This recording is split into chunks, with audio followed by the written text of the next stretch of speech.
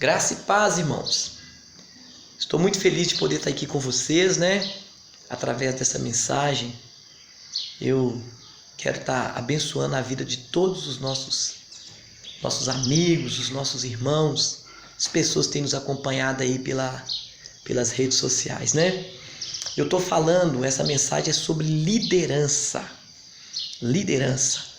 Quem está acompanhando a gente aí pelo Facebook ou pelo YouTube, sabe que estas mensagens sobre liderança, eu dividi elas em parte.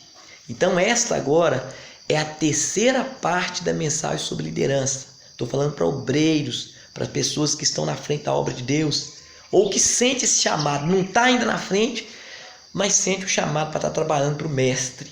Então eu estou apresentando os princípios para um ministério frutífero, um ministério bem-sucedido, um ministério que agrada a Deus e que cumpre os propósitos dele na terra, alcançando vidas.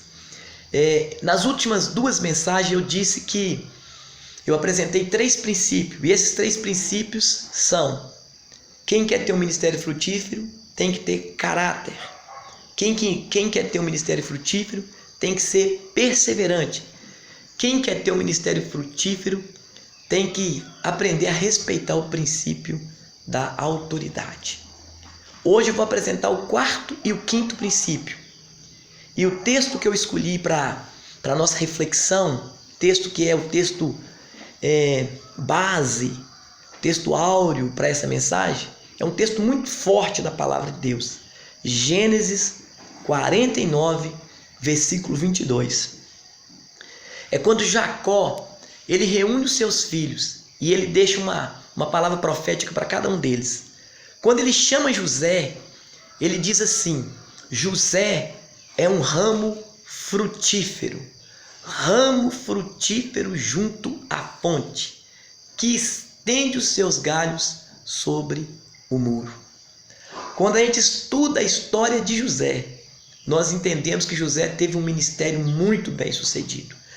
Tudo que Deus colocou na mão daquele homem para fazer, ele conseguiu executar, e bem executado, bem feito, não importando o tamanho da adversidade e da luta que ele teve que enfrentar. Podemos dizer que o ministério de José foi um ministério frutífero. E a palavra que o pai dele deu para ele, ela descreve de uma forma muito clara: José é um ramo frutífero junto à fonte, que estende os seus galhos sobre os muros. Então nós podemos dizer que, além do ministério dele ter sido muito bem sucedido dentro de casa, com a família, com os irmãos, com a nação de Israel, o ministério dele foi muito amplo e alcançou as nações. Quando fala assim, galhos que vão sobre os muros, é que José não foi uma bênção só dentro dos termos de Israel, não, só em Canaã, não. José, ele foi uma bênção para todos os povos da terra, para todas as nações. Através dele, muitas e muitas vidas foram salvas. E eu creio que essa é a vontade de Deus para a nossa vida. Deus quer que o meu ministério seja uma bênção na minha vida, seja uma bênção na minha casa, na minha família, na minha igreja, mas Deus quer também que o meu ministério seja como um ramo que estende sobre os muros e alcance muitas vidas, abençoando muitas famílias. E para que isso aconteça, é necessário, presta bem atenção, o 4º princípio necessário para a gente ter um ministério frutífero: é necessário comunhão com Deus. Ninguém consegue ter um ministério de impacto, um ministério que permanece, um ministério frutífero e abençoado, se ele não tiver comunhão com Deus, uma profunda comunhão com Deus, se não tiver junto à fonte. José é um ramo frutífero junto à fonte. A fonte é o Espírito Santo, a fonte é Deus, a fonte é Jesus, a fonte é as Escrituras. Quem quer ter um ministério frutífero, abençoado e de impacto, tem que estreitar o seu elo de comunhão com Deus, tem que estar ligado na videira, tem que buscar Deus através da oração, do jejum, da leitura da palavra, da obediência. Tem que buscar santidade para a sua vida, ou seja, se separar das coisas erradas. Se você não estiver junto à fonte, se você não estiver em comunhão com Deus, se você não for um homem de oração, uma mulher de oração, de consagração, de vida no altar, você nunca vai ter um ministério frutífero. Nunca vai ter um ministério que faz a diferença. Eu gosto muito de Marcos, capítulo 3, versículo 3, capítulo 3 de Marcos, versículo 13 e 14. Quando Jesus chama os seus discípulos, diz a Bíblia que ele desceu do monte e ele escolheu 12 homens para estar com ele e os enviar a pregar a palavra. Olha que coisa tremenda. Diz que ele nomeou esses 12 homens para estar com ele e os enviou a pregar a palavra. Então, antes de você ir pregar a palavra, antes de você pensar em estar exercendo o ministério de louvor, estar trabalhando com jovem, com dança, né, ser um obreiro, o primeiro chamado é estar com Jesus, é estar do lado dele, é conhecer o coração dele, é buscar ele em oração, é intimidade. Deixa eu fazer uma pergunta: como que está a sua vida de consagração? Você tem dedicado tempo à oração? Ou você está preocupado muito com o que você tem que fazer para Deus? Seu primeiro chamado é o chamado para estar junto à fonte. Antes dos seus ramos se estender sobre o muro, antes de você alcançar nações, você tem que estar com a vida no altar. Você tem que estar com a vida diante de Deus. Busca Deus em oração. Eu tô com um propósito, eu falei com Deus. Essa questão de celular, notebook, computador, internet, isso é muito perigoso. Porque isso tem a tendência de roubar o tempo da gente. Muitas vezes a gente prioriza coisas que nós não deveríamos priorizar. Então eu estou com um propósito. Antes de qualquer coisa, pela manhã, quando eu levanto, antes de pegar o celular, antes de responder e-mail, mensagem, eu vou para a oração e para a leitura da palavra. Sabe por quê? Porque a fonte é Deus. E essa fonte é que faz toda a diferença na nossa vida. Tem uma passagem em Jeremias muito forte, Jeremias 2, versículo 13. 2 males cometeu meu povo. A mim me abandonaram o manancial de águas vivas e cavaram cisternas rasas que não retêm águas. Quantas vezes nós estamos correndo atrás de coisas que não vai dar nada? Nunca abandone a Deus.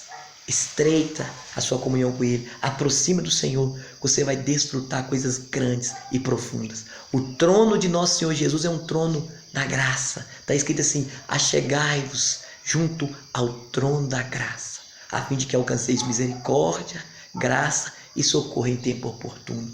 Esse é o tempo oportuno.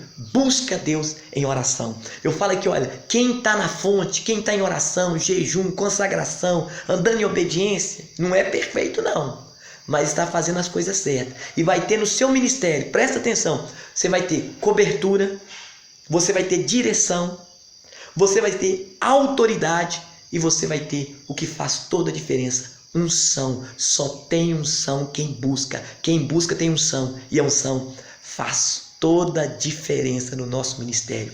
Seja um ramo frutífero. Esteja junto à fonte. E a fonte é Jesus. A fonte das águas vivas. E o quinto princípio, né? Já tinha apresentado 3 nas 2 últimas mensagens, mas esse aqui de estar em comunhão com Deus. O quinto princípio para o ministério frutífero: seja uma pessoa de propósito. Se você não tiver uma meta, se você não tiver um propósito, você nunca vai ser bem sucedido no seu ministério.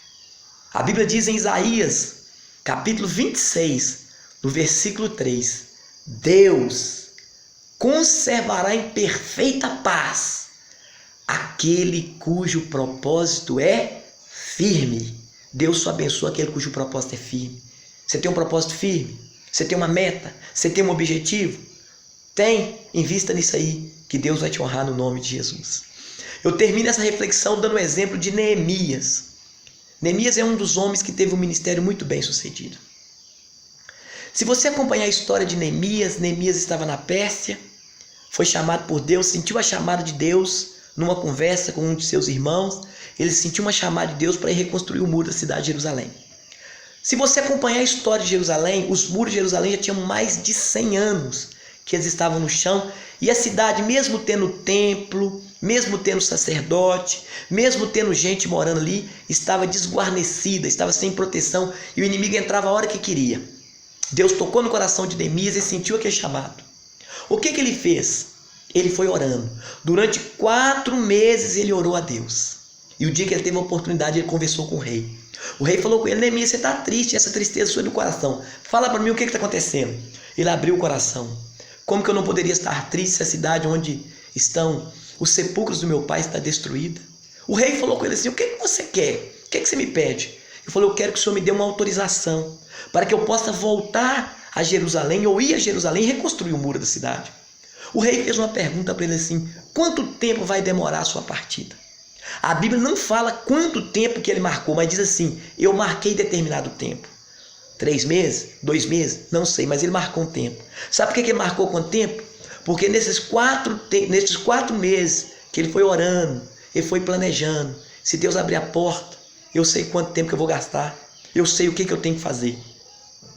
Então, ele marcou o tempo. O rei falou: então pode ir. Ele falou: não posso isso, o senhor não me dá uma autorização para mim pegar as madeiras das matas. Então lá tem líder, toda a repartição tem o seu líder, e eu preciso de uma autorização do rei para mim pegar madeira, para mim construir o muro. Eu preciso de uma autorização para mim passar nas guarnições, né?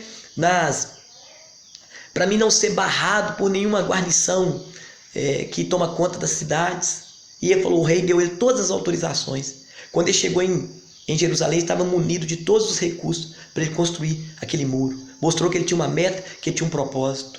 Aqui, quem sabe você está falando que você tem um sonho missionário, um missionário transcultural.